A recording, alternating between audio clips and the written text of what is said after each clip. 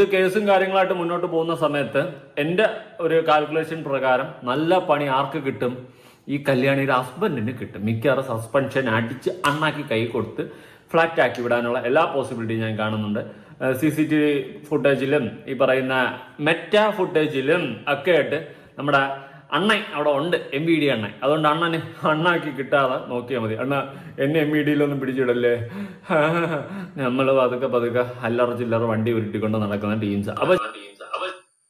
Hi hello viewers, welcome back to new video. എല്ലാവർക്കും പുതിയൊരു വീഡിയോയിലേക്ക് സ്വാഗതം. മൈ വേ ബൈ കല്യാണി എന്ന് പറയുന്ന യൂട്യൂബ് ചാനലിൽ കല്യാണിയെ ട്രീറ്റ്മെന്റ് ചെയ്ത ഡെർമറ്റോളജിസ്റ്റിന്റെ കോൾ റെക്കോർഡ് സഹിതം അതുൽ ചെയ്ത ഈ ഒരു വീഡിയോ ഇതിനോടകം തന്നെ നിങ്ങൾ എല്ലാവരും കണ്ടിട്ടുണ്ടായിരിക്കും.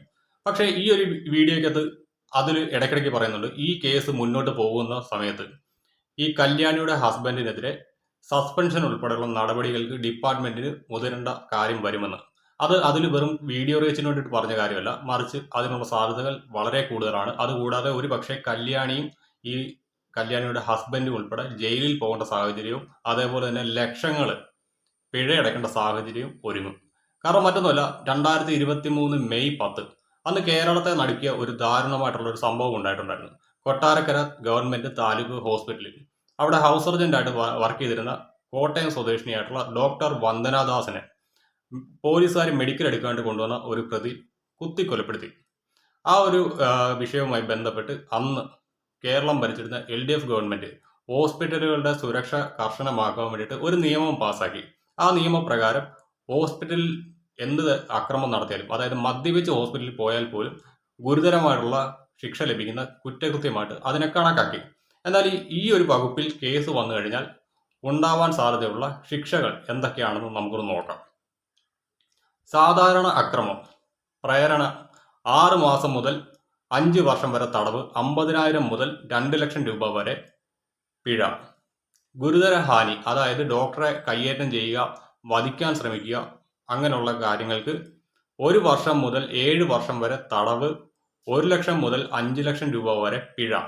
വാക്കാലുള്ള അപമാനം, വെർബൽ അബ്യൂസ്, 3 മാസം വരെ ലളിതമായിട്ടുള്ള തടവ് അല്ലെങ്കിൽ 10,000 രൂപ പിഴ. ചിലപ്പോൾ ഇവ രണ്ടും ഒരുമിച്ച്. ഇതിനകത്ത് ഈ ഡോക്ടറെ ഈ പറയുന്ന കല്യാണിയുടെ ഹസ്ബൻഡ് അപമാനിച്ചതായിട്ട് അവർ പറയുന്നുണ്ട്. അത് ഈ ഒരു ഓഡിയോയ്ക്കകത്തുണ്ട്. പിന്നെ കല്യാണി ഇതിനകത്ത് പറയുന്നത് അവർക്ക് പാരമ്പര്യമായിട്ട് സ്കിന്നിന് ഒരു ഡിസീസ് ഉണ്ട്, അവർ അച്ഛനൊക്കെ ഉള്ള പോലെ തന്നെ അവർക്ക് ഒരു പാട് വന്നിട്ടുണ്ട്, അതിന് ട്രീറ്റ്മെന്റ് എടുക്കാനാണ് ഈ കല്യാണി അവിടെ പോയതെന്നാണ് കല്യാണി പറയുന്നത്. നമുക്കെന്തായാലും കല്യാണി തന്നെ അവരുടെ യൂട്യൂബ് ചാനലിൽ അപ്ലോഡ് ചെയ്തിരിക്കുന്ന ഒരു ഷോർട്സ് ഒന്ന് കണ്ടു നോക്കാം. ഇന്ന് രാവിലെ അപ്പുക്കുട്ടന് സ്കൂൾ അവധിയാണ്, പക്ഷെ സീച്ചറിന് ജോലിക്ക് പോകണം. അതുകൊണ്ട് രാവിലെ എഴുന്നേറ്റ് കേട്ടോ. ഇപ്പം ഞാൻ നന്നായിട്ട് കിടന്ന് ഉറങ്ങുന്നുണ്ട്. അങ്ങനെ രാവിലെ മുടിയൊക്കെ കെട്ടി പല്ലൊക്കെ തേച്ച് മുഖമൊക്കെ കഴുകി അടുക്കളയിലോട്ട് കയറി കേട്ടോ. നമുക്ക് എളുപ്പപ്പണിക്ക് ഇന്ന് പുട്ടുണ്ടാക്കാമെന്ന് വിചാരിച്ചേ. അങ്ങനെ ഞാൻ പുട്ടെല്ലാം വെള്ളത്തിൽ കുതിർക്കാൻ വേണ്ടിയിട്ടു. ഒരുപാട് പേര് ചേച്ചിക്ക് എന്താ പറ്റിയെന്ന് ചോദിക്കുന്നുണ്ട്. അപ്പം ഞാനിതെല്ലാം കഴിഞ്ഞ ഒരു പരിധിയിൽ നമുക്ക് സംസാരിക്കാമെന്ന് വിചാരിച്ചു. പക്ഷേ വിത്ത് എവിഡൻസ് ആയിട്ട് ഞാൻ വലിയൊരു ലോങ് വീഡിയോ ആയിട്ട് ഇടാം കേട്ടോ. എന്താ ചുരുക്കി പറഞ്ഞു കഴിഞ്ഞാൽ, നമ്മളെ ഒരു സ്ഥാപനം ഭയങ്കരമായിട്ട് പറ്റിച്ചു. അതായത് എൻ്റെ മുഖത്ത് ഒരു പാട് വന്നപ്പോൾ നമ്മൾ സ്വന്തമായിട്ട് ചികിത്സിക്കേണ്ട ഡെർമറ്റോളജിസ്റ്റിനെ കാണിക്കാന്ന് വിചാരിച്ചിട്ട് നമ്മൾ ട്രിവാൻഡ്രത്ത് കുറവങ്കോണത്തുള്ള ഒരു സ്ഥാപനത്തിൽ പോയി. അവിടെ ചെന്ന് കഴിഞ്ഞപ്പോൾ അപ്പോൾ ഇതിനകത്ത് കല്യാണി പറയുന്നുണ്ട് അവരുടെ മുഖത്ത് ഒരു പാട് വന്നു എന്ന്. അതായത് പാരമ്പര്യമായിട്ട് വന്ന ഒരു പാടാണെങ്കിൽ അത് ഇവർക്ക് ജന്മനാ വരേണ്ട കാര്യമാണ്. അത് ഇവരുടെ മുൻകാല വീഡിയോസിനകത്ത് ഇവർ പറയേണ്ടതുമാണ്. പക്ഷെ ഇവർ അത് പറയുന്നില്ല. അതിന് പകരം ഇവർ ഈ ഒരു ഷോർട്ട് വീഡിയോ ഒക്കെ പറയുന്നുണ്ട് ഇവരുടെ മുഖത്ത് ഈ അടുത്താണ് ഈ ഒരു പാട് വന്നത് എന്നും അതിന് ട്രീറ്റ്മെന്റ് എടുക്കാനാണ് ട്രിവാൻഡ്രത്തുള്ള ഈ ഒരു ക്ലിനിക്കിൽ പോയതും ഡെർമറ്റോളജിസ്റ്റിനെ കണ്ടതും എന്നാണ് ഇവർ ഈ ഷോർട്ട് വീഡിയോ ഒക്കെ പറയുന്നത്. ഇപ്പൊ നേരെ ഉൾട്ടയടിച്ച് ഇവർ പറയുന്നത് ഇവർക്ക് പാരമ്പര്യമായിട്ട് വന്നിരിക്കുന്ന ഒരു സ്കിൻ ഡിസീസ് ആണ് ഇതെന്നാണ്. എന്തായാലും ആ ഡോക്ടർ പറയുന്നത് ഇവർ ഉപയോഗിച്ച ഒരു ക്രീം അത് സ്റ്റിറോയിഡ് കണ്ടന്റ് ഉള്ളതാണ്, അതിൽ നിന്നാണ് ഇവർക്ക് ഇത്തരത്തിലുള്ള ഒരു പ്രശ്നം ഉണ്ടായതെന്നാണ്. എന്തായാലും ഇതിന്റെ സത്യാവസ്ഥ എന്താണെങ്കിലും അത് പുറത്തേക്ക് വരട്ടെ. ആ ഡോക്ടർ പറഞ്ഞത് കൃത്യമായിട്ട് ഇവരിത് നിഷേധിക്കുകയാണെങ്കിൽ അവർ ഉപയോഗിച്ച ക്രീമുകൾ അതിനകത്ത് ഏതൊക്കെ സ്റ്റിറോയിഡ് കണ്ടന്റ് ഉണ്ടെന്ന് താൻ വ്യക്തമാക്കാമെന്ന് ഈ ഡോക്ടർ പറയുന്നുണ്ട്. അത് ഈ വോയിസ് റെക്കോർഡിനകത്തുണ്ട്. എന്നാലും കല്യാണി ഒന്ന് സൂക്ഷിക്കുന്നതല്ലായിരിക്കും. പറ്റുമെങ്കിൽ ഈ പറയുന്ന കേസ് ഒന്ന് കോംപ്രമൈസ് ചെയ്യാണ്ട് ശ്രമിക്കുക, ആ ഹോസ്പിറ്റലിനോട് മാപ്പ് പറഞ്ഞിട്ട്.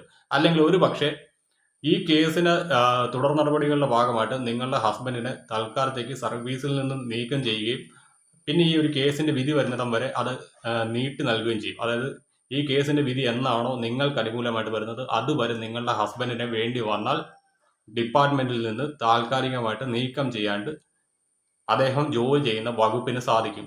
അതിനെക്കുറിച്ച് ഒരു MVD ഉദ്യോഗസ്ഥനായിട്ടുള്ള അദ്ദേഹത്തിന് അറിയില്ല എന്ന് പറയുന്നത് വളരെയധികം ദയനീയമാണ്. മറ്റൊന്നുമല്ല, എനിക്ക് അദ്ദേഹത്തിനോട് പറയാനുള്ളത്, അദ്ദേഹം ലോ ആൻഡ് ഓർഡറുമായിട്ട് ബന്ധപ്പെട്ട ഒരു സർവീസിൽ ഇരിക്കുന്ന വ്യക്തിയാണ്. അതായത് മോട്ടോർ വെഹിക്കിൾ ഡിപ്പാർട്ട്മെന്റ് എന്ന് പറയുന്നത് നമ്മുടെ പോലീസ് ഡിപ്പാർട്ട്മെന്റ് പോലെ തന്നെ ലോ ആൻഡ് ഓർഡർ ഇഷ്യൂവുമായിട്ട് ബന്ധപ്പെട്ടുള്ള ഒരു ഡിപ്പാർട്ട്മെന്റാണ്. അങ്ങനെ ഉള്ളപ്പോൾ ഇവരെക്കാളും കൂടുതൽ ലോ ആൻഡ് ഓർഡർ കൈകാര്യം ചെയ്യുന്ന പോലീസ് ഡിപ്പാർട്ട്മെന്റിൽ വരുന്ന, അല്ലെങ്കിൽ ആഭ്യന്തര വകുപ്പിന് കീഴിലുള്ള അത്തരം ഡിപ്പാർട്ട്മെന്റുകളിൽ വരുന്ന ഈ പുതിയ പുതിയ നിയമങ്ങളെക്കുറിച്ച് ദയവ് ചെയ്ത് ഇനിയെങ്കിലും താങ്കൾ പഠിക്കണം. അല്ലെങ്കിൽ ഇത്തരത്തിലുള്ള മണ്ടത്തരങ്ങളിൽ ചെന്ന് പെടാനുള്ള സാധ്യതയുണ്ട്. ഞാനിതെങ്ങനെ പഠിച്ചു എന്ന് ചോദിച്ചു കഴിഞ്ഞാൽ, എനിക്കെതിരെ ഓൾറെഡി ഇത്തരത്തിലൊരു കേസുണ്ട്. അതായത് 2017 കാലഘട്ടത്തിലാണ്, ഇപ്പോൾ ഏകദേശം 7 വർഷം ആകാറായിട്ടുണ്ട്. ഒരു ഹോസ്പിറ്റലിൽ രോഗിക്ക് ചികിത്സ കിട്ടാതെ വന്നപ്പോഴത്തേക്ക് അദ്ദേഹം മരിച്ചുപോയി. അതുമായി ബന്ധപ്പെട്ട് ഒരു സമരം ഞങ്ങൾ 4 പേര് ചേർന്നൊരു പ്രകടനം എടുത്തു. പാർട്ടി പരിപാടിയായിരുന്നു. ആ ഒരു പ്രകടനത്തിനിടയ്ക്ക് ഹോസ്പിറ്റലിന്റെ മുന്നിലുണ്ടായിരുന്ന കുറെ അധികം ചെടിച്ചട്ടി തട്ടി തകർക്കുക, അങ്ങനെയുള്ള കുറച്ച് അക്രമ സംഭവങ്ങളുണ്ടായി. ഞങ്ങൾ അന്നേരം ഹോസ്പിറ്റലിന് ഉള്ളിലേക്ക് കയറിയില്ല, പുറമെ അത്യാവശ്യം നശീകരണ പ്രവർത്തനങ്ങളെല്ലാം നടത്തി. അതുമായി ബന്ധപ്പെട്ട് ഞങ്ങൾക്കെതിരെ ആദ്യം ചാർജ് ചെയ്ത വകുപ്പ് എന്ന് പറയുന്നത് പബ്ലിക് ആൻഡ് പ്രൈവറ്റ് പ്രോപ്പർട്ടി നശീകരണ നിരോധന നിയമം എന്ന് പറഞ്ഞുകൊണ്ട് കേന്ദ്ര സർക്കാർ രൂപീകരിച്ച ഒരു വകുപ്പുണ്ട്. അതായത് കേന്ദ്ര സർക്കാർ ഡൽഹിയിലും മറ്റും റൈറ്റ്സ് ഉണ്ടായപ്പോൾ അന്ന് കുറേയധികം സ്വകാര്യ സ്ഥാപനങ്ങൾ അഗ്നിക്കിരയാക്കിയതുമായി ബന്ധപ്പെട്ട് ഇത്തരത്തിലുള്ള നശീകരണ പ്രവർത്തനങ്ങൾ തടയാൻ വേണ്ടിയിട്ട് ഒരു നിയമം പാസ്സാക്കി. ആ ഒരു നിയമപ്രകാരമായിരുന്നു അന്ന് ഞങ്ങൾക്കെതിരെ കേസെടുത്തത്. അതിനുശേഷം ഞങ്ങൾ മുൻകൂർ ജാമ്യമൊക്കെ എടുത്ത് വീട്ടിലേക്ക് വന്നു. പിന്നെ കേസിന്റെ ഹിയറിങ്ങിനും മറ്റും പോയിക്കൊണ്ടിരിക്കുന്ന സമയത്താണ് 2023 ഡോക്ടർ വന്ദനാദാസ് കൊല്ലപ്പെടുന്നത്. ഡോക്ടർ വന്ദനാദാസ് കൊല്ലപ്പെട്ട് കഴിഞ്ഞപ്പോഴത്തേക്ക് കേരള ഗവൺമെന്റ് ഈ പറയുന്ന ഹോസ്പിറ്റൽ സംരക്ഷണ നിയമം എന്ന് പറയുന്ന നിയമം പാസ്സാക്കി. അതിന് മുൻകാല പ്രാബല്യം കൂടി നൽകിയപ്പോഴത്തേക്ക് ഈ ഒരു വകുപ്പ് ഞങ്ങളുടെ ആ കേസിനകത്തും വന്നു.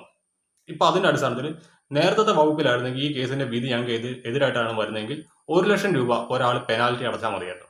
പക്ഷേ നിലവിലത്തെ സാഹചര്യത്തിൽ ഞങ്ങൾക്ക് എതിരായിട്ടാണ് ഈ കേസ് വരുന്നതെങ്കിൽ 3 വർഷം തടവും 1 ലക്ഷം രൂപ പിഴയും പിന്നെ 1 വർഷം കോടതി നിഷ്കർഷിക്കുന്ന ഒരു ഗവൺമെന്റ് ഹോസ്പിറ്റലിൽ, അത് ക്ലീനിങ് ആണെങ്കിലും സെക്യൂരിറ്റി ജോബ് ആണെങ്കിലും ഫ്രീ സർവീസ് ആയിട്ട് ഞങ്ങൾ ചെയ്തു കൊടുക്കണം. അങ്ങനെയാണ് ഞങ്ങളോട് വക്കീൽ പറഞ്ഞിരിക്കുന്നത്. എന്തായാലും ആ കാര്യത്തെക്കുറിച്ച് ഈ ഒരു MVD ഉദ്യോഗസ്ഥന് അറിയാതെ പോയത് വളരെയധികം പരിതാപകരമാണ്. എന്തായാലും കല്യാണിയെ ട്രീറ്റ്മെന്റ് ചെയ്ത ഡോക്ടറുടെ ആ കോള് നമുക്കൊന്ന് കേട്ടോ, കോൾ റെക്കോർഡ്. 3 മാസം മുന്നേ ഒരു കൺസൾട്ടേഷൻ റൂമിലിരുന്ന് സംസാരിച്ച ഒരു കാര്യം എനിക്ക് പ്രൂവ് ചെയ്യാനുള്ള എവിഡൻസും മെറ്റീരിയൽസ് ഒന്നുമില്ല. തിരിച്ചൊരു മീൻ കോമൺ സെൻസ് ചോദ്യം മാത്രമേ ഉള്ളൂ. മാമിന്റെ അടുത്ത് ആണ് ആദ്യം ഇവര് വന്നത് അപ്രോച്ച് ചെയ്യുന്നത്, കൊളാബിന്റെ കാര്യം പറയുന്നത്. എന്റെ അടുത്ത് തന്നെ, കാരണം ഞാനാണല്ലോ അവിടുത്തെ മുതലാളി. വേറെ അതെ, ആരുടെ സംസാരിച്ചിട്ട് കാര്യമില്ല. കാരണം അതാണല്ലോ ദേവ് മറ്റേ ഞങ്ങളുടെ ഒരു മാനേജറിന്റെ ആദ്യം വിളിച്ചിരിക്കുന്ന ഒരു വോയിസ് നോട്ടിൽ ഉണ്ടല്ലോ. ആ കുട്ടി പറയുന്നുണ്ടല്ലോ, സിഇയോടെ ഒരു രീതി വെച്ചിട്ട് അങ്ങനത്തെ ഒരു മാർക്കറ്റിംഗ് കാര്യങ്ങളൊന്നും ഇല്ല. അപ്പൊ ഒന്നെങ്കിൽ ഈ ജീവലക്ഷ്മി കല്യാണി മറ്റേ സ്റ്റാഫുകളുടെ അടുത്ത് നേരത്തെ ചോദിച്ചിട്ടുണ്ടോ എന്നുള്ളത് ഞങ്ങൾ അന്വേഷിച്ചിട്ടില്ല. ഞാൻ എന്റെ അടുത്ത് വന്ന് സംസാരിച്ച കാര്യം ഞാൻ ഈ പറയണത്. എന്താ അവര് അതും പറഞ്ഞത്? ആദ്യം അതൊരു 3-4 മാസം മുന്നേ, അതൊന്നും ഇപ്പൊന്നല്ല 3-4 മാസം മുന്നേ പ്രൊഡക്ട്സ് ആദ്യം അയച്ചു തരുമോ എന്ന് ചോദിച്ചതിന് ശേഷം ഞാൻ പറഞ്ഞില്ല, അങ്ങനെ ഒരു എൻഡോഴ്സ്മെന്റ് നമുക്കില്ല. നമ്മൾ ഒരു ഇൻഫ്ലുവൻസേഴ്സിനെയും കൊണ്ടും അങ്ങനെ ഒരു പ്രൊഡക്ട്സ് പ്രൊസീജിയർ ഫോർഗെറ്റ് ഇറ്റ്. അതല്ലാതെ തന്നെ പ്രൊഡക്ട്സുകൾ നമ്മൾ അയച്ചു കൊടുത്ത് അങ്ങനെ ഒരു പ്രൊമോഷൻസ് ഒന്നും ഇല്ല. അപ്പോ ഇല്ല ജീവലക്ഷ്മി. എനിക്കിപ്പോ നല്ല ഓർമ്മയുണ്ട്. അത് ഏത് മാസം എന്നുള്ളതൊക്കെ കറക്റ്റ് പിൻ ഡൗൺ ചെയ്ത ഓർമ്മ കിട്ടുമെന്ന് എനിക്ക് തോന്നുന്നില്ല. അപ്പൊ അത് അന്ന് പറഞ്ഞതിന് ശേഷം പിന്നെ മെയ് 30 അവർ ഡയറക്റ്റ് ആയിട്ട് വരികയാണ് ചെയ്തത്. വന്നിട്ട് അവർ പറഞ്ഞതെന്ന് വെച്ചാൽ, ഡോക്ടറെ അപ്പോൾ ഞങ്ങളൊരു ഡെർമറ്റോളജിസ്റ്റിനെ കണ്ടു, ഇത് ഈ പറഞ്ഞ വരി ഇത്ര ഒന്നും റേറ്റ് അവിടെ ഇല്ല. ഓക്കെ, ആ റേറ്റ് അവിടെ ഇല്ലാത്ത പക്ഷം ഒന്നുകിൽ പറഞ്ഞ വരി നമുക്ക് അവിടെ ട്രീറ്റ്മെന്റ് കണ്ടിന്യൂ ചെയ്യണമെങ്കിൽ ഒന്നുകിൽ ഡോക്ടറിന്റെ ഈ പറഞ്ഞ ഒരു പ്രോട്ടോകോൾസോ അല്ലെങ്കിൽ ഫയൽസോ അല്ലെങ്കിൽ ഈ പറഞ്ഞ ഹാർഡ് കോപ്പി ഫയൽസോ അല്ലെങ്കിൽ നിങ്ങൾ എന്താ ഇവരെ മുന്നോട്ട് ചെയ്യാൻ ഉദ്ദേശിച്ചതും കാര്യങ്ങളൊക്കെ ഒന്ന് തരണം, പേപ്പറായിട്ട് തരണം. അല്ലെങ്കിൽ ഞങ്ങൾക്ക് ഇവിടെ ഫ്രീ ആയിട്ട് ഇനി കൊളാബ് തരണം. Okay, so basically what was ഇതും ദെയർ മാമിന്റെ ഇന്റന്റ്? അടുത്താണോ പറയുന്നത്? അതല്ലേ മെയ് 30 ഫൂട്ടേജ് അവരടുത്ത് റിലീസ് ചെയ്യാൻ പറയുന്നത് എന്നോടാ പറയുന്നത്. അതുകൊണ്ട് അവിടെ ഒരു മെയ് 1 വന്ന് ബില്ല് ചോദിച്ചു എന്ന് പറയുന്നത്, നോ, മെയ് 30 എന്നോട് സംസാരിച്ചു. ഞാൻ തിരുവനന്തപുരത്തുള്ള ഫ്ലൈറ്റ് ടിക്കറ്റ്സ് കാര്യങ്ങളൊക്കെ ഞാൻ കൊടുത്തത്. എന്നോട് സംസാരിച്ച കാര്യങ്ങളല്ലേ ഈ പറയണത് ഞാന്. അപ്പൊ ഓക്കെ, അതൊരു കൺസൾട്ടേഷൻ റൂമിൽ ഇരിക്കുന്ന 2 വ്യക്തികൾ തമ്മിലുള്ള ഒരു ആർഗ്യുമെന്റ് വേണ്ട. ഞാനിപ്പോ നോണ പറയണം തന്നെ വിചാരിക്കേ. നാട്ടിലിപ്പോ കോമൺ സെൻസ് ഉള്ളവന്മാരൊക്കെ ഉണ്ടല്ലോ, നോണ പറയണം തന്നെ വിചാരിക്കേ. എന്തിനാ പിന്നെ അവര് വന്നിട്ട് പ്രശ്നം ഉണ്ടാക്കിയേ? ബില്ല് മാത്രം ചോദിച്ചിട്ടോ എന്നോട്? ബില്ല് തരൂ എന്നും പറഞ്ഞിട്ടാണോ നേരെ കൺസൾട്ടേഷൻ റൂമിൽ വന്നിട്ട് പ്രശ്നം ഉണ്ടാക്കിയത്? വേറൊരു കാര്യം കൂടി സാമാന്യം ചോദിക്കട്ടെ. ഈ മെയ് 13 എന്ന് പറയുമ്പോഴത്തേക്ക് ഇന്ന് ജൂൺ 24 സംതിങ് അല്ലേ? അപ്പോഴത്തേക്ക് കൺസൾട്ടേഷൻ റൂമിൽ CCTV കാണത്തില്ലേ? കൺസൾട്ടേഷൻ റൂമിൽ അല്ലെങ്കിൽ CCTV ഉണ്ട്. കൺസൾട്ടേഷൻ റൂമിലെ അന്നേരം CCTVകൾ ഞങ്ങൾ കട്ട് ചെയ്ത് വെച്ചേക്കുക. കാരണം കൺസൾട്ടേഷൻ റൂമിലുള്ള ഒരൊറ്റ CCTVസും നമ്മുടെ ഒരു ക്ലിനിക്സിലും വർക്ക് ചെയ്യിപ്പിക്കാത്ത എന്താ വെച്ചാൽ, ഈ ക്ലിനിക്കൊക്കെ പ്ലാൻ ചെയ്ത സമയത്ത് നമ്മുടെ എഞ്ചിനീയർ അവിടെ എല്ലാവരൊക്കെ വെച്ചിട്ടുണ്ട്. പ്രൊസീജിയർ റൂംസിൽ മാത്രം വെച്ചപ്പോൾ നമ്മൾ കൊടുത്തിരിക്കുന്ന ആദ്യത്തെ ഇൻസ്ട്രക്ഷൻസ് പ്രൊസീജിയർ റൂംസിൽ ഒന്നും CCTV പാടില്ല എന്നുള്ള നമ്മുടെ ആർക്കിടെക്റ്റിന്റെ കൊടുത്തപ്പോൾ അയാൾ കൊണ്ട് കൺസൾട്ടേഷൻ റൂമിൽ വെച്ചിട്ടുണ്ടായിരുന്നു. കൺസൾട്ടേഷൻ റൂമിൽ വെച്ചപ്പോൾ ഞങ്ങൾ ക്യാമറ കട്ട് ഓഫ് ചെയ്തു. കട്ട് ഓഫ് ചെയ്തതിനുള്ള ഉത്തരം ഇതാണ്: ഒരാൾ വന്ന് കൺസൾട്ടേഷൻ റൂമിൽ എനിക്ക് വന്ന് അവരുടെ ബോഡിയിലത്തെ പാർട്സ് ഒക്കെ മറ്റേ മാർക്കുകളൊക്കെ കാണിച്ചു തരുമ്പോ അത് ക്യാമറയിൽ പതിയാൻ പാടുവോ? ഇല്ലല്ലോ. ഓക്കെ അതുകൊണ്ടില്ല. അതുകൊണ്ടാണ് ഞങ്ങൾ പുറത്ത് ഈ പറഞ്ഞ പോലെ ഈ ഉള്ളിൽ എന്താ കോമൺ ഏരിയയിലുള്ള മനസ്സിലായി CCTV മനസ്സിലായി. കാര്യങ്ങളൊക്കെ ഞങ്ങൾ ഫുട്ടേജസ് ഉള്ളൂ. ഈ അതിന് ഞാൻ CCTVക്ക് വേറെ എന്തെങ്കിലും കാര്യം ഓഡിയോ പറയാം. റെക്കോർഡിംഗ് ഉള്ളതാണോ പുറത്ത് വെച്ചിട്ടുള്ളത്? ഇല്ല, അത് ഞങ്ങൾ ഇപ്പൊ ഫുൾ കംപ്ലീറ്റ്ലി ഇപ്പൊ റീവാമ്പ് ചെയ്തിട്ട് ഓഡിയോ കൂടി കേട്ടിട്ടുണ്ട്. ഓക്കെ. പിന്നെ ഈ ഇതിപ്പോ രണ്ടാമത്തെ ഞങ്ങൾക്ക് ഇപ്പൊ ഇത്രയും കാലയളവിൽ നമ്മൾ ബിസിനസ് ചെയ്തിട്ട് നമുക്ക് ഇന്നേ വരെ ഇങ്ങനൊരു വിഷയം ഉണ്ടായിട്ടില്ല. ഇങ്ങനൊരു വിഷയം ഉണ്ടാവുമ്പോഴാണ് നമ്മളൊക്കെ ആലോചിക്കുള്ളൂ, ഓഡിയോ സിസ്റ്റം കൂടെ വെക്കും. നമ്മൾ അതൊക്കെ അപ്ഗ്രേഡ് ചെയ്യുന്നുണ്ട്. കാരണം നമുക്ക് ഓരോ പ്രശ്നങ്ങൾ വരുമ്പോഴല്ലേ ബിസിനസ്സിൽ മനസ്സിലാവുക. ഇതും കൂടെ അതെ വെക്കുന്നു. അതെ. ആരെങ്കിലും സ്വപ്നത്തിൽ കൂടെ വിചാരിച്ചിട്ടുണ്ടോ? ഒരാൾ വന്ന് കൊളാബ് ചോദിച്ചു, ഇല്ല അവർക്ക് മുന്നോട്ട് കാര്യങ്ങൾക്ക് ഫ്രീ ആയിട്ട് കിട്ടണം, ഇല്ലെങ്കിൽ നമ്മുടെ ഈ ഹാർഡ് കോപ്പി വേണം എന്നുള്ള പറഞ്ഞതിന്റെ പേരിൽ ഒരു ഇൻസ്റ്റാഗ്രാമിൽ ഇടുന്നുള്ളത് ആ കുട്ടിക്ക് എന്താ വല്ല മുഖത്ത് ഞങ്ങൾ പൊള്ളൽ വരുത്തിച്ചിട്ടുണ്ടോ? അല്ല, വന്ന അതാ സ്കിന്ന് ഞാൻ ചോദിക്കാൻ വന്നത്. ഈ അവരിപ്പോ പറയുന്നത് പാരമ്പര്യമായിട്ട് ഒരു കറുത്ത പാട് വന്നിട്ടുണ്ടായിരുന്നു. പക്ഷെ മാമും അതും മറ്റേ സ്റ്റാഫ് കുട്ടിയും പറയുന്നത് സ്റ്റെറോയിഡ് യൂസ് ചെയ്തിട്ടാണ് അവർക്കത് പറ്റിയെന്ന്. അതിന്റെ ഒരു സംഭവം എന്താ? ഈ 8 കൊല്ലം ഞാൻ കണ്ടു ആ വീഡിയോ. 8 കൊല്ലെന്നോ പാരമ്പര്യമായിട്ട് ഉള്ളൊരു പാട്. ഓക്കെ. ആ പാട് 8 കൊല്ലമായിട്ടാണ് ആദ്യം ഇട്ടിരിക്കുന്ന വീഡിയോ എന്താണ്? എനിക്കൊരു മുഖത്തൊരു പാട് വന്നപ്പോൾ ഞാനൊരു ഡെർമറ്റോളജിസ്റ്റിന്റെ അടുത്ത് പോയിട്ട് കാണിക്കാൻ നോക്കി. അപ്പൊ ഈ 8 കൊല്ലമായിട്ട് ഒരു ഡെർമറ്റോളജിസ്റ്റിനെയും പോയി കാണിച്ചിട്ടില്ലേ? അത് ആ സ്റ്റിറോയിഡ് ക്രീമിന്റെ എന്താണ് ആ സ്റ്റിറോയിഡ് ക്രീം ഉപയോഗിച്ചെന്നും എത്ര നാളത് ഉപയോഗിച്ചു എന്നുള്ളത് കൃത്യം കണക്ക് നമ്മുടെ മെഡിക്കൽ ഹിസ്റ്ററിയിലുണ്ട്. വേറെയും കുറെ മെഡിക്കൽ കാര്യങ്ങളുണ്ട്, ഹിസ്റ്ററീസിലുണ്ട്. അപ്പം ഇതിപ്പോ ഈ നടക്കണത് പാട് വന്നത് ഈ പറയുന്ന പാരമ്പര്യമായിട്ടുള്ളതല്ല, ഈ സ്റ്റെറോയിഡ് യൂസ് ചെയ്തതിന് ശേഷം വന്നതാണ്. അല്ലല്ലല്ലല്ല. ആ കുട്ടിയെ 2 കാര്യം ഇവിടെ കാണിക്കുന്നത്. ഒന്ന്, അച്ഛന്റെ പാട് എന്ന് വന്ന് പറഞ്ഞിരിക്കുന്ന ഒരു കാര്യം മൂപ്പര് ഈ സൈഡിലുള്ള ഒരു മെലാസ്മ എന്ന് പറഞ്ഞ നമ്മളൊരു പിഗ്മെന്റേഷൻ വന്ന കാര്യം ഒന്ന്. അതാണ് ഇപ്പൊ പറഞ്ഞുകൊണ്ടിരിക്കുന്നത് 8 മാസം അതിനല്ല ഇവിടെ ചികിത്സയ്ക്ക് വന്നത്. ഓക്കെ, മൊത്തമായിട്ടുള്ള ഒരു സ്കിന്നിന്റെ ഒരു ഒരു മൊത്തം സ്കിൻ ബാരിയർ. അത് ഞങ്ങളുടെ മാനേജറും പറഞ്ഞല്ലോ അതിന്. അത് സ്കിൻ മനസ്സിലായി. ബാരിയർ എന്ന് വെച്ചാൽ ബാരിയർ എന്ന് പറഞ്ഞാൽ മുഖത്തുള്ളൊരു പാത്രത്തിനൊരു ടെഫ്ലോൺ കോട്ടിംഗ് പോലെ നമുക്കൊരു ഒരു പ്രതിരോധ ശക്തി തരുന്ന ഒരു കോട്ടിംഗ് ഉണ്ട് സ്കിന്നിന്. അത് പോയി. അതുകൊണ്ടാണ് എന്ത് തേക്കുമ്പോഴും ആൾക്ക് റിയാക്ഷൻ വരുന്നത്. അത് കുറെ പ്രൊഡക്ട്സ് ഉപയോഗിച്ചാൽ മിക്ക ആൾക്കാർക്കും അത് പ്രശ്നം വരാറുണ്ട്. നമ്മുടെ ക്ലിനിക്കിലാണെങ്കിലും ഈ ചെറിയ കുട്ടികൾ ഈ കൊറിയൻ പ്രൊഡക്ട്സുകളൊക്കെ കുറെ പ്രൊഡക്ട്സ് ഉപയോഗിച്ച് വരുമ്പോൾ ആ ബുദ്ധിമുട്ടുണ്ടാവാറുണ്ട്. ഈ 20 വയസ്സിന് താഴെയും 20 വയസ്സുള്ള ഈ ഏർലി 20s ഉള്ള ആൾക്കാരുടെ അടുത്ത് ഞങ്ങൾ പറയുന്നതാണ്, ആ പ്രൊഡക്ട്സ് അങ്ങോട്ട് നിർത്തിയാൽ മതി. അപ്പോൾ സെൽഫായിട്ട് സ്കിന്ന് റിപ്പയർ ചെയ്യും. ജീവലക്ഷ്മിക്ക് 20 വയസ്സല്ല 18 വയസ്സല്ലല്ലോ. ആ 18 വയസ്സല്ലാത്തത് കൊണ്ട് ആ സ്കിന്നിനെ സെൽഫ് റിപ്പയർ ചെയ്യിപ്പിക്കാനുള്ള ഒരു സമയം, ഇല്ലെങ്കിൽ അതിന്റെ ഉള്ളിൽ നിന്നുള്ള ഒരു റിപ്പയറിംഗ് ക്വാളിറ്റി ചിലപ്പോൾ ഉണ്ടാവില്ല. അതുകൊണ്ടാണ് ഞങ്ങൾ ഗ്ലൂട്ടത്താൻ ഇൻഫ്യൂസ് ചെയ്യുന്നത്. എന്നാൽ ഞാൻ ഒരു കാര്യം, ഈ 8 മാസത്തിലെ നിങ്ങൾ അറിഞ്ഞിരിക്കാൻ വേണ്ടി പറയുന്നതാ, 8 മാസത്തിൽ ഒരൊറ്റ പ്രൊസീജിയർ ഞങ്ങൾ മുഖത്തിന് മേലെ ചെയ്തിട്ടുള്ളൂ. ബാക്കിയെല്ലാം ഇന്റേണലി നമ്മൾ കറക്റ്റ് ചെയ്യിപ്പിക്കാൻ നോക്കണം സ്കിന്ന്. ആ ഒരൊറ്റ ബാക്കി എല്ലാ കോസ്മെറ്റോളജി ക്ലിനിക്സിനൊന്നും നിങ്ങൾക്ക് അറിയാത്തോണ്ടാണ്. മനസ്സിലായി. എന്തുമാതിരി പ്രൊസീജിയർ ചെയ്തിട്ടുണ്ടായിരിക്കും. ഈ മെഡിക്കൽ റിപ്പോർട്ട്സ് എല്ലാം ഇതിന്റെ ഇരിപ്പുണ്ടോ? ഈ പറയുന്ന കാര്യങ്ങളൊക്കെ സാധൂകരിക്കുന്ന തരത്തിലുള്ള? എല്ലാം ഉണ്ട്. എന്താണ് ആ കുട്ടി ചെയ്തിരിക്കുന്നത്? കുട്ടി വേറൊരു ശുദ്ധ നുണ പറഞ്ഞിരിക്കുന്ന കാര്യം എന്താ? ഈ സ്കിന്നിന്റെ ട്രീറ്റ്മെന്റ് മാത്രമേ ഞാൻ ചെയ്തിട്ടുള്ളൂ എന്നുള്ളതല്ലേ? അതെ അത് അതെ. അത് ഞാൻ ആലോചിക്കണേ, എന്തുമാതിരി വിഡ്ഢിയായിരിക്കണം അതങ്ങനെ പറയണമെങ്കിൽ. കാരണം സ്കിന്നിന്റെ ട്രീറ്റ്മെന്റ് അല്ലാതെ വേറെ ഡിപ്പാർട്ട്മെന്റിന്റെ കാര്യങ്ങളൊക്കെ കുറച്ച് ചെയ്തിട്ടുണ്ട്. ആ ചെയ്ത കാര്യത്തിന്റെ ഒക്കെ മെഡിക്കൽ റെക്കോർഡ്സ് ഞങ്ങളുടെ കയ്യിലുണ്ടല്ലോ. അതിന്റെ എല്ലാത്തിനും ബില്ലുണ്ടല്ലോ. നിങ്ങൾക്കിപ്പോ ഒരു വേണ്ട ഉദാഹരണം ഞാൻ പറയണം. മുഖത്തൊരു പാട് വന്ന് മാറ്റാൻ വന്ന ഒരാള്. ഓക്കെ. ഇത് ഹൈപ്പോത്തറ്റിക്കലി മനസ്സിലാക്കും. ഇപ്പൊ നിങ്ങൾ അനന്ത് വന്നിട്ട് മുഖത്തൊരു പാടുണ്ടെന്നും പറഞ്ഞ് വന്നു. ആ പാട് എന്തുകൊണ്ടാണ് സംഭവിച്ചതെന്ന് പറഞ്ഞു തരേണ്ട ഒരാളാണ് ഞാൻ. അതിനൊരു ട്രീറ്റ്മെന്റും എന്താന്നുള്ളത് മുന്നോട്ട് പറയണം. പക്ഷെ പരസ്യം പോലെ പിറ്റേ ദിവസത്തെ ശരിയാവില്ലല്ലോ. ശരിയാവില്ല. അപ്പൊ ഒരു 3, 4 മാസം കഴിയുമ്പോൾ അതങ്ങട് ശരിയാവും. ഈ 4 മാസത്തിനുള്ളിൽ ശരിയായിട്ടില്ലെങ്കിൽ അവർക്ക് ഒച്ചയുണ്ടാക്കാം. കറക്റ്റ്. ഇല്ലെങ്കിൽ അവർക്ക് ഞങ്ങളുടെ അടുത്ത് നിർത്തിപ്പോവാം. ഈ 4 മാസം കഴിഞ്ഞപ്പോൾ അവര് ഹാപ്പിയായി പാടുന്ന ആ മുഖത്ത് ഈ പറഞ്ഞ മാതിരി ആ ബാരിയറിനൊന്നും പ്രശ്നമില്ലാതെ അത് കറക്റ്റ് ആക്കി കൊടുത്തു കഴിഞ്ഞിട്ട് ഈ മുഖത്തെ പാട് മാറ്റാൻ വന്നവൻ പിന്നെ മുടി വളർച്ചയ്ക്ക് വേണ്ടിയിട്ടോ, ഇല്ലെങ്കിൽ ലേസർ ഹെയർ റിമൂവലിന് വേണ്ടിയിട്ടോ, ഇല്ലെങ്കിൽ ഈ പറഞ്ഞവര് വേറെന്താ മൈക്രോ ഡെർമാബ്രേഷന് വേണ്ടിയിട്ടോ വേറെ എന്തെങ്കിലുമൊക്കെ സന്തോഷം വന്ന് അവർ വേറെ ചെയ്തിട്ടുണ്ടാവുമല്ലോ. അതെ ആ അതെ ചെയ്തതിന്റെ എല്ലാത്തിനും കൺസെന്റ് ഫോം അവർ ഒപ്പിട്ടിട്ടുണ്ടാവല്ലോ, അവരൊപ്പ്. അതിന്റെ അതെ. കൂടെ ഞങ്ങൾ അത് ചെയ്തിരിക്കുന്ന മരുന്ന് എന്താന്നുള്ളതും, ഇല്ലെങ്കിൽ അതിനെന്താ ചെയ്തിരിക്കുന്നതിനുള്ള ഇൻവെന്ററിയിൽ നിന്ന് പോയിരിക്കുന്ന ഒരു സാധനം ഉണ്ടാവുമല്ലോ. ഉം. അത് ബില്ലിലും ഉണ്ടാവുമല്ലോ. പിന്നെ ഉറപ്പായിട്ടും. എങ്ങനെ ഒരാൾക്ക് ഇങ്ങനെ നുണ പറയാൻ പറ്റുക? ഞാൻ വേറെ ഒന്നും അവിടുന്ന് ചെയ്തിട്ടില്ല എന്നുള്ളത്? അത് ഞാൻ പറയുന്നത് എന്തോ ഒരു ബുദ്ധിക്കുറവ് ആ കൊച്ചിനുള്ളത് കൊണ്ടാണ് ഇത് ചെയ്യുന്നത്. കാരണം ഞാൻ അവിടുന്ന് വേറെ ഒരു ട്രീറ്റ്മെന്റും ചെയ്തിട്ടില്ല എന്ന് പറയുമ്പോൾ ഞങ്ങളെ പോലത്തെ ക്ലിനിക്ക് വെറുതെ ഒരു കൺസെന്റും ഒന്നും ഇല്ലാതെ വെറുതെ ഫ്രീ ആയിട്ട് എന്തെങ്കിലും ചെയ്ത് തന്ന മോളെ പൊയ്ക്കോന്ന് പറയോ? ഇതിന്റെ എല്ലാത്തിനും അതെന്താ ഡോക്യുമെന്റ്സ് നിങ്ങളുടെ കയ്യിലുണ്ടല്ലോ, ഇവർ ഒപ്പിട്ട് വന്നേക്കുന്നുണ്ട്, ബാക്കി ട്രീറ്റ്മെന്റ് 100% ചെയ്തതിന്റെയും മെഡിസിൻ 100%. ഇനി വാങ്ങിയതിന്റെ വേറെ എല്ലാത്തിന്റെയും. വശം ഞാൻ പറഞ്ഞുതരാം. ഇതില് അവർക്ക് മെയ് 30 വന്ന് അവര് ഒച്ചുണ്ടാക്കുന്നതിനിടയില് ഭർത്താവ് ഒരു കാര്യം പറഞ്ഞിരുന്നു.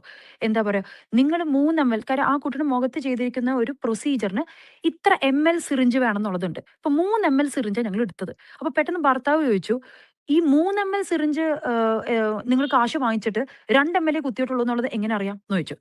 ആ ചോദ്യത്തിൽ എനിക്കറിയാം ഏതെങ്കിലും ഡെർമറ്റോളജിസ്റ്റ് ഒരു കുത്തിത്തിരിപ്പ് ഉണ്ടാക്കിയതാ അവർക്ക്. അവർ പോയിരിക്കുന്ന ഒരു ഡെർമറ്റോളജി ക്ലിനിക്കിൽ എന്താ പറയുക ഇത് പറഞ്ഞിട്ടുണ്ടാവും, ചിലപ്പോൾ നിങ്ങളുടെ മുഖത്തൊന്നും കുത്തിയിട്ടുണ്ടാവില്ല കേട്ടോ. അതൊക്കെ ഉണ്ടാവില്ല നമ്മുടെ ഇൻഡസ്ട്രിയിൽ. ഇപ്പൊ നിങ്ങളുടെ യൂട്യൂബേഴ്സിന് അവിടേക്ക് ഇവിടേക്കൊക്കെ ഒരു ഉം, പാരവെപ്പ് ഉണ്ടാവില്ലേ? ഉം, ഉം, അതുപോലെ ഉം. നമ്മുടെ ഇൻഡസ്ട്രിയിലും ഒരു ഡോക്ടർ അങ്ങനെ പറഞ്ഞു എന്ന് വിചാരിക്കും. ഞാൻ എന്താ അത് പറഞ്ഞ ഉടനെ ചെയ്തെന്നറിയോ? ആ ഫയൽ അങ്ങോട്ട് അവർക്ക് തിരിച്ചു വെച്ചു കൊടുത്തിട്ട് 3 ml സിറിഞ്ചിന്റെ 3 സ്റ്റിക്കർ കാണിച്ചു കൊടുത്തു, ഒട്ടിച്ചു കൊടുത്തിരിക്കുന്നത്. ആ സ്റ്റിക്കറിൽ ഞാൻ പറഞ്ഞു, നിങ്ങൾ എന്താ വിചാരിച്ചിരിക്കുന്ന ഒരു മുഖത്ത് ഒരു സാധനം കുത്തുമ്പോ അത് ഏത് സിറിഞ്ച്, ഏത് ബാച്ച്, എന്ത് കുത്തി എന്നുള്ളത് മെഡിക്കൽ കമ്പനിക്കാരെ ലേബിളിംഗ് ഉണ്ട്. അത് ഞങ്ങളുടെ ഫയലിൽ ഒട്ടിക്കണം. നാളെ ഏതെങ്കിലും ഒരാൾക്ക് എന്തെങ്കിലും ഒരു സിറിഞ്ച് കാരണം ബുദ്ധിമുട്ടുണ്ടായാൽ അത് ഈ ബാച്ചിൽ നിന്നുള്ള സിറിഞ്ചിൽ നിന്നാണ്.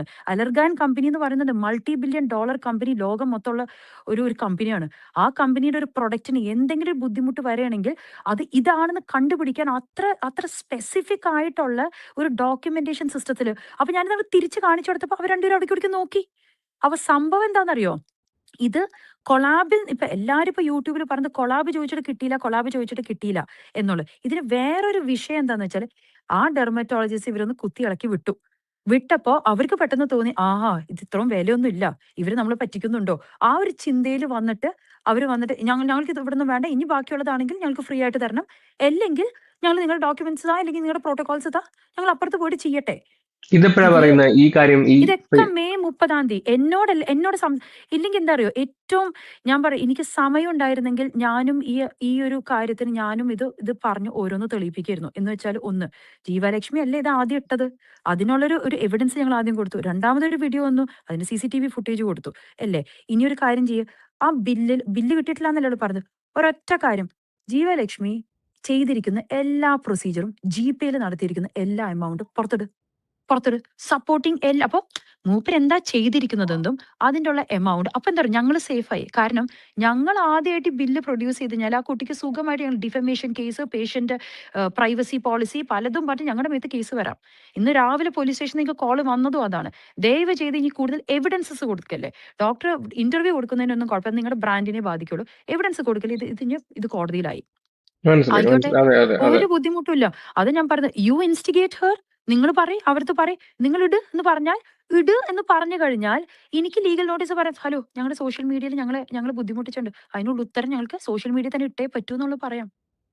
ഈ ബില്ലിന്റെ കാര്യമേ, അവര് ഉം. പറയുന്നത് കൊടുത്തില്ല, പിന്നെ പോലീസ് സ്റ്റേഷനിൽ വന്നിട്ട് എഴുതി മേടിപ്പിച്ചു എന്നുള്ളത്. ആ അതെന്താ? ബില്ല് അതിന് കൊടുക്കാതിന്റെ ഉത്തരം കാര്യം പറയാം. എന്തായിരുന്നു? അല്ല, ബില്ല് കൊടുക്കാതിരുന്നിട്ടില്ല. ഇതെന്താന്ന് വെച്ച് ഒന്ന്, ഓരോ ക്ലയന്റും ഇറങ്ങിപ്പോണ സമയത്ത് അവർക്ക് ഹാർഡ് കോപ്പി കൊടുക്കും. ഹാർഡ് കോപ്പിയിൽ അല്ലെങ്കിൽ ചില ആൾക്കാർ ഡിജിറ്റൽ കോപ്പി ആയിരിക്കും. കഴിഞ്ഞ 1.5 മാസമായിട്ട് ഞങ്ങൾക്ക് ഓഡോ എന്ന് പറയുന്ന സോഫ്റ്റ്വെയർ അറിയോ? ഇല്ല, ഇല്ല. ഓഡോ പ്ലാറ്റ്ഫോം. ഓഡോ സോഫ്റ്റ്വെയർ എന്ന് പറയുന്നത് ലോകം മൊത്തമുള്ള ഒരു സോഫ്റ്റ്വെയർ പ്ലാറ്റ്ഫോമാണ്. അപ്പൊ ഞങ്ങളുടെ കമ്പനിയിലത്തെ ERP സിസ്റ്റം ഓഡോ സോഫ്റ്റ്വെയർ വഴി ഇപ്പോൾ ഒരു ക്ലയന്റ് ഇറങ്ങി പോകുമ്പോൾ തന്നെ ഓട്ടോമാറ്റിക് എന്ന് വെച്ചാൽ ചെക്ക് ഔട്ട് എന്ന് പറഞ്ഞാൽ ഞങ്ങൾക്ക് ആ ബട്ടൺ അവിടെ ക്ലിക്ക് ചെയ്തെന്ന് വെച്ചാൽ ഒരു ക്ലയന്റിന്റെ ഫുൾ പ്രൊസീജിയർ കഴിഞ്ഞു, അല്ലെങ്കിൽ പ്രോസസ്സ് കഴിഞ്ഞു, എല്ലാ ടച്ച് പോയിന്റ്സും കഴിഞ്ഞു ഇന്ന് ഫ്രണ്ട് ഡെസ്ക് ക്ലിക്ക് ചെയ്താൽ, ചെക്ക് ഔട്ട് ചെയ്തു എന്ന് ക്ലിക്ക് ചെയ്താൽ ഇമ്മീഡിയറ്റ്ലി ആ ക്ലയന്റിലുള്ള ആഫ്റ്റർ കെയർ പ്രിസ്ക്രിപ്ഷനും ബില്ലും ഓട്ടോമാറ്റിക്കലി കമ്പ്യൂട്ടർ തന്നെ ജനറേറ്റ് ചെയ്ത് അവരുടെ രജിസ്റ്റേർഡ് നമ്പറിലോട്ട് വാട്സാപ്പിലോട്ട് പോണ സിസ്റ്റം വരെ 1.5 മാസമായിട്ട് ഞങ്ങൾക്ക് ഇപ്പൊ ഉണ്ട്. അപ്പോ ഇവര് ഈ പറയുന്നത് വാട്സാപ്പിൽ അയക്കും എന്ന് പറഞ്ഞിട്ട് വന്നില്ലെന്നാണല്ലോ. ഇതിനിപ്പോ വീഡിയോ കോളിൽ വന്നാല് എന്റെ ട്രിവാൻഡ്രം ക്ലിനിക്കാര് അവർ അയച്ചു കൊടുത്തിരിക്കുന്ന എന്താ പറയാ വാട്സാപ്പിന്റെ എന്താ പറയാ എല്ലാ എന്താ പറയാ സ്ക്രീൻഷോട്ട്സുകൾ കാണിച്ചു തരാൻ എനിക്ക് പറ്റുള്ളൂ. ഇപ്പൊ ഞാൻ വേണ്ട, അനന്തു, നാട്ടിലെ 15 കൊല്ലമായിട്ടേ ആർക്കും ബില്ലൊന്നും കൊടുക്കാതെ നമുക്ക് ഒരു ബിസിനസ് ചെയ്യാൻ പറ്റില്ല. ഇന്നേ വരെ പറ്റത്തില്ല, ഞങ്ങൾക്ക് ശരിയാണ്. ഇൻകം ടാക്സ് റെയ്ഡ് ഞങ്ങൾക്ക് ഇതുവരെ വന്നിട്ടില്ല. നാട്ടിൽ ഇത്രമാത്രം, അതും വളരെ പ്രോമിനന്റ് ആയിട്ട് ഞാൻ നിന്നൊരു പാർട്ടി ഒരു ക്ലയന്റ് വന്ന് പോകുമ്പോ ബില്ല് കൊടുക്കാതെ ഇങ്ങനെ ഞങ്ങൾ സർവൈവ് ചെയ്യോ? അതിന് ബില്ല് കൊടുക്കാതിരിക്കേണ്ട ആവശ്യം എന്താ? അത് പറ. അത് നമുക്ക് ചർച്ച ചെയ്യാം. കൊടുക്കാതിരിക്കേണ്ട ആവശ്യം എന്താ? ഞങ്ങൾ ക്യാഷ് ശരിയാണ്. ആയിട്ട് എടുത്തുന്നോ? ക്യാഷ് ആയിട്ട് എടുത്തിട്ടുണ്ടെങ്കിൽ ആ ക്യാഷ് ആയിട്ട് എടുത്തിട്ടില്ലെങ്കിൽ അപ്പൊ പിന്നെ 2 സൈഡിലും തെളിവുണ്ടാവില്ലല്ലോ. അവര് ക്യാഷ് ആയിട്ട് തന്നതും ഉണ്ടാവില്ല. ഞങ്ങൾ ബില്ലും കൊടുത്തിട്ടുണ്ടാവില്ല. എന്നിട്ട് പിന്നെ നമ്മൾ ഈ ബില്ല് നമ്മൾ ഓൾറെഡി കൊടുത്തിട്ടുണ്ടെങ്കിൽ പിന്നെ എന്തിനാ ഈ സൈൻ ചെയ്ത് കൊടുത്തത് പോലീസ് സ്റ്റേഷനിൽ? അത് പറഞ്ഞുതരാം. അതെന്താന്ന് വെച്ചാൽ ഞങ്ങളുടെ ഓപ്പറേഷൻ മാനേജർ മിസ്റ്റർ വിഷ്ണു ആണ് 2-ാം തീയതി ഞങ്ങളെ റെപ്രസെന്റ് ചെയ്ത് കൊച്ചി ഓഫീസിന്ന് തിരുവനന്തപുരത്ത് അവരെ വിളിപ്പിച്ചല്ലോ. നമ്മൾ അതെ. വിളിപ്പിച്ച സമയത്ത് നമ്മുടെ ഒരു ടീം മെമ്പറും പോണല്ലോ. പോയ സമയത്ത് ഇവരാണ് പറഞ്ഞത്. അപ്പൊ ഞങ്ങൾ പറഞ്ഞത് കൊടുത്ത കാര്യങ്ങളാണ് വീണ്ടും ഇല്ല ഞങ്ങൾക്ക് വീണ്ടും തരണം എന്നുള്ളത് എന്താ പറയാ വേണം എന്നുള്ളത് പറഞ്ഞു. ആ തരണം എന്നിട്ട് തരാലോ എന്ന് പറയുമ്പോ നാളത്തേക്കും തരാലോ എന്ന് പറഞ്ഞ കുട്ടി അവര് വിഷ്ണു ഒപ്പിട്ടു. ഇല്ല തരാത്ത സാധനം ഇനി തരും എന്നുള്ളതല്ല ഒപ്പിന്റെ അർത്ഥം. ഓക്കെ, ഓക്കെ, ഇനിയും കൊടുക്കാം. തന്ന സാധനങ്ങൾ ഇനിയും തരാം, ഇനിയും തരാം, ഇനിയും തരാം. എത്ര പേര് വേണത്? ഞാൻ ഇന്നലെ വിളിച്ചൊരു യൂട്യൂബറിനോട് പറഞ്ഞു, നിങ്ങളൊരു കാര്യം ചെയ്യും, കൊച്ചി കോർപ്പറേറ്റ് ഓഫീസിലോട്ട് വന്നേ, നിങ്ങൾ ക്യാമറയും കൊണ്ട് എല്ലാവരും വന്നേ, ഞങ്ങൾ ബില്ല് ഞങ്ങൾ നിരത്തി പിടിച്ചുകൊണ്ട് കാണിച്ചു തരാം. നിങ്ങൾക്കത് വിശ്വാസമാണെങ്കിൽ മാത്രം നിങ്ങൾ യൂട്യൂബിൽ ഇട്ടാൽ മതി. മനസ്സിലായി. പിന്നെ വേറൊരു കാര്യമേ, ഇവരുടെ മുഖത്ത് ഇഞ്ചക്ഷൻ ചെയ്യുന്ന സമയത്ത് അത് കല്ലിച്ചു, അത് റെഡ് ആയിട്ട് വന്നു, പിന്നെ ഒരു ഒരു ക്രീം കൊടുത്തു, അതിനുശേഷം കളർ ചേഞ്ച് ആയി എന്നൊരു സംഭവം അവർ പറയുന്നുണ്ട്. ആ പാടിപ്പ മുഖത്തുണ്ടോ? ലാസ്റ്റ് വീഡിയോയില് എന്താ ഇല്ല, പറയുക വന്ന അത് സമയത്തുണ്ടോ? ഇല്ല ആദ്യം ഒരു ചെയ്ത് ഇല്ല PRP ആയിരുന്നോ? ഇല്ല PRP ഒന്നും നമ്മൾ ചെയ്തു കൊടുത്തിട്ടില്ല. കാരണം PRP ഒന്നും വെച്ചിട്ട് ചെയ്യാനുള്ള കപ്പാസിറ്റി സ്കിന്നിനില്ല. ഓക്കെ. PRP വെച്ചിട്ട് ഞങ്ങളെ സാധാരണ ഒരു ക്ലിനിക്കിൽ പോകുമ്പോൾ 4 PRP ചെയ്യൂ, സ്കിന്നിൽ ഇന്ന ചെയ്താൽ മതി, ഒരു ഹൈഡ്രാ ഫേഷ്യൽ ചെയ്താൽ, ഞങ്ങൾ ആ ഗ്രൂപ്പ് അല്ല.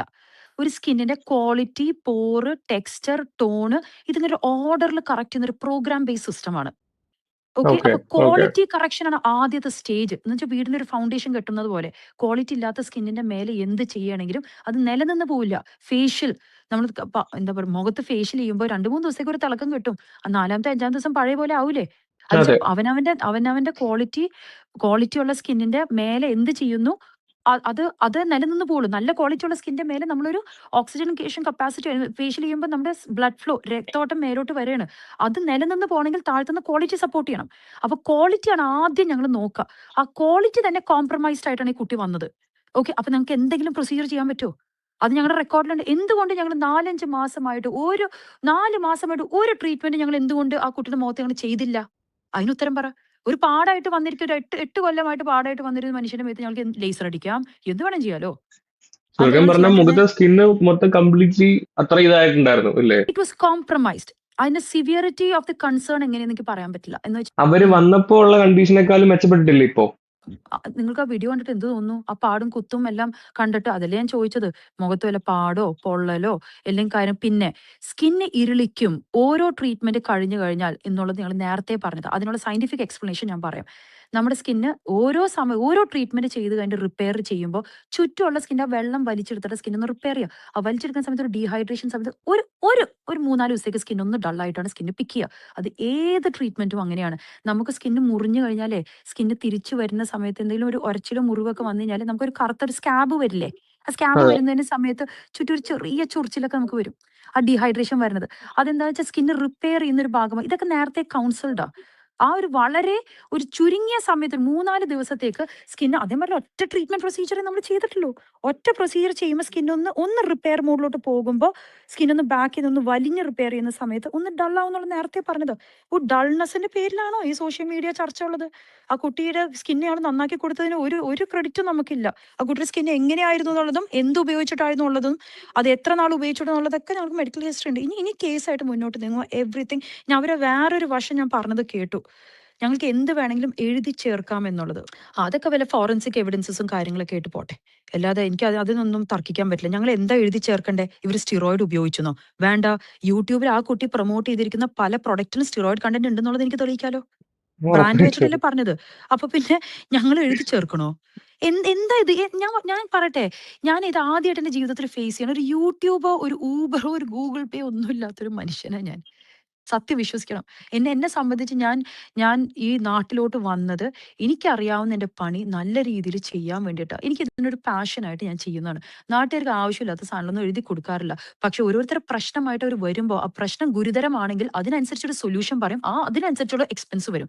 പ്രശ്നം ഗുരുതരമല്ലെങ്കിൽ അതിനനുസരിച്ചൊരു സൊല്യൂഷൻ വളരെ ലൈറ്റ് ആയിരിക്കും. അതിന് വലിയ ചെലവും ഉണ്ടാവില്ല.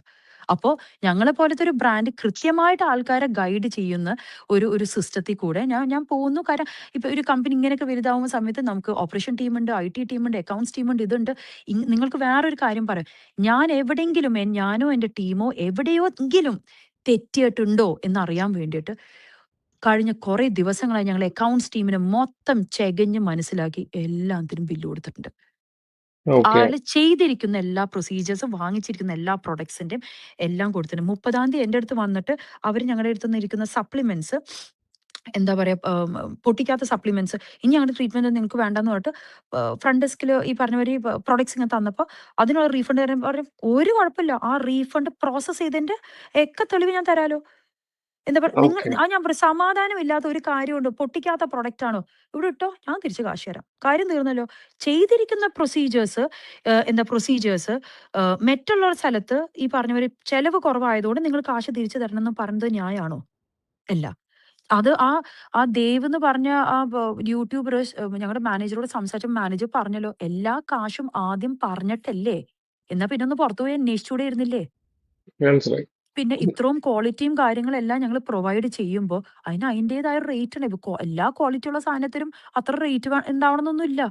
പക്ഷെ when we set certain standard bars in the system, of course they will business അങ്ങനെയല്ലേ ഓടാ. അവിടുത്തെ പിന്നെ ഈ മെഡിസിൻസ് എല്ലാം കൊള്ള മാമിന്റെ കമ്പനി തന്നെ ഇത് ചെയ്യുന്നതാണോ? എന്ന് വെച്ചാല് ഐ മീൻ ഈ ദെയർഫോർ ഐ ആം ബ്രാൻഡിൽ വരുന്നതാണോ മെഡിസിൻസ് എല്ലാം?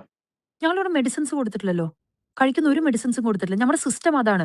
ഞങ്ങൾ പറഞ്ഞൊരു കാര്യം വെച്ചാൽ, ഇപ്പോൾ ഒരു ഡെർമറ്റോളജിസ്റ്റ്, ഒരു MD ഡെർമറ്റോളജിസ്റ്റ് ഒരു പിമ്പിൾ വന്നു കഴിഞ്ഞാൽ ഓയിൻമെന്റും മരുന്നുകളൊക്കെ കൊടുക്കും.